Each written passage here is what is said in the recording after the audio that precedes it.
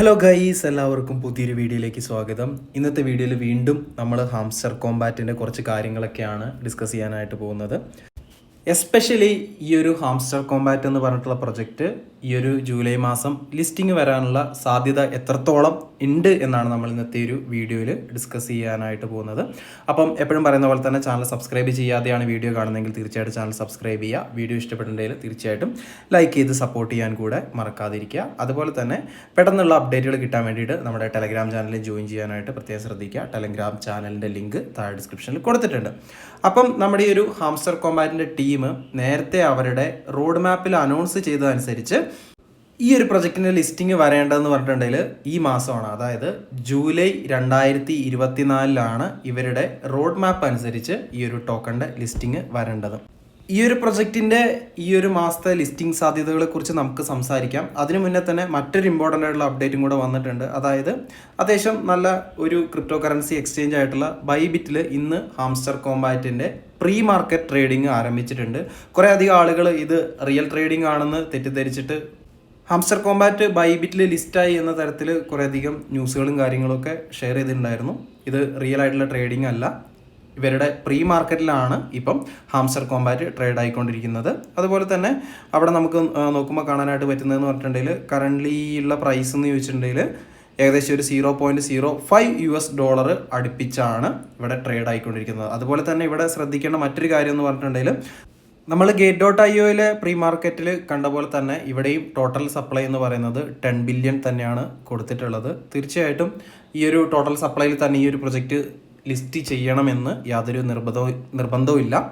മുന്നേ ഉണ്ടായിട്ടുള്ള കുറേ അധികം പ്രൊജക്റ്റുകൾ ഇത്തരത്തിൽ സപ്ലൈ മാറ്റിയിട്ടുള്ള കാര്യം നമ്മൾ കണ്ടിട്ടുള്ളതാണ്. ഇനി നമുക്ക് ഈ ഒരു ഹാംസ്റ്റർ കോമ്പാറ്റ് എന്ന് പറഞ്ഞിട്ടുള്ള പ്രൊജക്റ്റിൻ്റെ ഈ മാസത്തെ ലിസ്റ്റിംഗ് സാധ്യതകളെക്കുറിച്ച് ഡിസ്കസ് ചെയ്യാം.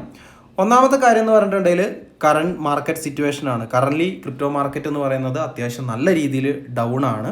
അതുകൊണ്ട് തന്നെ പുതിയ പ്രൊജക്റ്റുകൾ ഈ ഒരു ടൈമിൽ മാർക്കറ്റിലേക്ക് എൻ്റർ ആവാനുള്ള പോസിബിലിറ്റി വളരെ വളരെ കുറവാണ്. ഈ ഒരു കാര്യം നമ്മൾ പ്രീവിയസ് വീഡിയോസിലും പറഞ്ഞിട്ടുണ്ടായിരുന്നു. ഒരു പ്രൊജക്റ്റും മാർക്കറ്റ് വളരെ നെഗറ്റീവായിരിക്കുന്ന സമയത്ത് അവരുടെ ടോക്കൺ ലോഞ്ച് ചെയ്യാനായിട്ട് ഉദ്ദേശിക്കില്ല. കാരണം ആ ഒരു മാർക്കറ്റ് നെഗറ്റീവ് ആയിരിക്കുന്ന സമയത്ത് ലോഞ്ച് ചെയ്തിട്ടുണ്ടെങ്കിൽ ആ ഒരു ടോക്കണിൻ്റെ പെർഫോമൻസും അതുപോലെ തന്നെ ആയിരിക്കും. അതുകൊണ്ട് തന്നെ ജൂലൈയിൽ മാർക്കറ്റ് ഈ ഒരു ബിയറിഷ് ട്രെൻഡിലാണ് തുടരുന്നതെങ്കിൽ ഹാംസ്റ്റർ കോമ്പാറ്റിൻ്റെ ലിസ്റ്റിംഗ് ഇവർ മാറ്റി വെക്കാനുള്ള പോസിബിലിറ്റി വളരെ കൂടുതലാണ്. നമ്മൾ കഴിഞ്ഞ വീഡിയോയിൽ പറഞ്ഞിട്ടുണ്ടായിരുന്നു നമുക്ക് ബോണ്ടെക്സ് എന്ന് പറഞ്ഞിട്ടുള്ള ഒരു എയർ ഡ്രോപ്പ് ഈ ഒരു ജൂലൈ 10 വരാനായിട്ടുണ്ടെന്ന്. പക്ഷേ അവർ ജൂലൈയിൽ നിന്ന് മാറ്റി അടുത്ത സെപ്റ്റംബറിലേക്ക് ആക്കിയിട്ടുണ്ട് അവരുടെ എയർ ഡ്രോപ്പ്. കാരണം ഇപ്പോഴത്തെ മാർക്കറ്റ് വളരെയധികം മോശമായത് കൊണ്ടാണ്. ഇനി ഇവരെ ലിസ്റ്റിംഗ് പോസ്റ്റ്പോൺ ചെയ്യാനുള്ള സാധ്യത ചൂണ്ടിക്കാണിക്കുന്ന മറ്റൊരു ഘടകം എന്ന് പറയുന്നത് ഈ ഒരു ഹാംസ്റ്റർ കോമ്പാറ്റ് ഗെയിമിൻ്റെ ഉള്ളിൽ അവർ പുതിയൊരു ലെവൽ കൊണ്ടുവന്നതായിട്ട് നിങ്ങളെല്ലാവരും കണ്ടിട്ടുണ്ടാവും. ഇതുവരേക്കും ഏറ്റവും ലാസ്റ്റ് ലെവൽ എന്ന് പറയുന്നത് ലോഡായിരുന്നു. ഇപ്പം ക്രിയേറ്റർ എന്ന് പറഞ്ഞിട്ടുള്ള ഒരു ലെവലും കൂടെ അവർ കൊണ്ടുവന്നിട്ടുണ്ട്.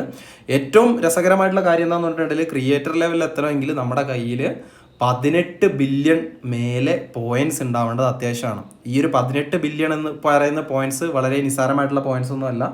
എത്താൻ അത്യാവശ്യം നല്ല രീതിയിൽ കഷ്ടപ്പാടുണ്ട്. വളരെ വലിയ റെഫറൻസ് ഉള്ള ആളുകൾക്ക് മാത്രമേ ഈ ഒരു പോയിന്റിലേക്ക് എത്തിപ്പെടാനായിട്ട് പറ്റുള്ളൂ എന്നാണ് എനിക്ക് തോന്നുന്നത്. നമ്മളിപ്പോൾ നോക്കുകയാണെങ്കിൽ തന്നെ ഈ ഒരു ക്രിയേറ്റർ എന്ന് പറഞ്ഞിട്ടുള്ള ലെവലിൽ എത്തിയത് വളരെ കുറച്ച് വിരലിലുണ്ടാവുന്ന ആളുകൾ മാത്രമേ എത്തിയിട്ടുള്ളൂ. ഒരുപക്ഷെ ഇവർ ഉദ്ദേശിക്കുന്നതെന്ന് പറഞ്ഞിട്ടുണ്ടെങ്കിൽ കൂടുതൽ ആളുകൾ ഈ ഒരു ക്രിയേറ്റർ ലെവലിലേക്ക് എത്താൻ വേണ്ടിയിട്ട് ഇനിയും കുറേ ആളുകളെ റെഫർ ചെയ്യും എന്നൊക്കെ ആയിരിക്കാം. സോ ഈ ഒരു ലെവൽ ഇൻട്രൊഡ്യൂസ് ചെയ്തതും എനിക്ക് തോന്നുന്നത് ഇവർ ഒരുപക്ഷെ കൂടുതൽ ടൈം ഇവരുടെ ഈ ഒരു ആക്ടിവിറ്റീസും കാര്യങ്ങളൊക്കെ റണ്ണ് ചെയ്യിക്കാൻ വേണ്ടിയിട്ടായിരിക്കും. അതുപോലെ തന്നെ ഇവരുടെ കമ്മ്യൂണിറ്റി ഇനിയും വലുതാക്കാൻ വേണ്ടിയിട്ടായിരിക്കും ഇവരിത് ചെയ്യുന്നത്. ഓൾറെഡി 240 മില്യൺ അടുപ്പിച്ച് ഗെയിം കളിക്കുന്ന ആളുകൾ ഈ ഒരു പ്ലാറ്റ്ഫോമിലുണ്ട്. അതുകൊണ്ട് തന്നെ നിങ്ങൾ ഈ ഒരു ഹാംസ്റ്റർ കോമ്പാറ്റിൽ വളരെ വലിയ പ്രതീക്ഷയും കാര്യങ്ങളൊന്നും വെക്കരുത്. നിങ്ങളുടെ ഒഴിവ് സമയം മാത്രം ഇതിൽ ചിലവഴിക്കുക എന്നാണ് എനിക്ക് പറയാനായിട്ടുള്ളത്.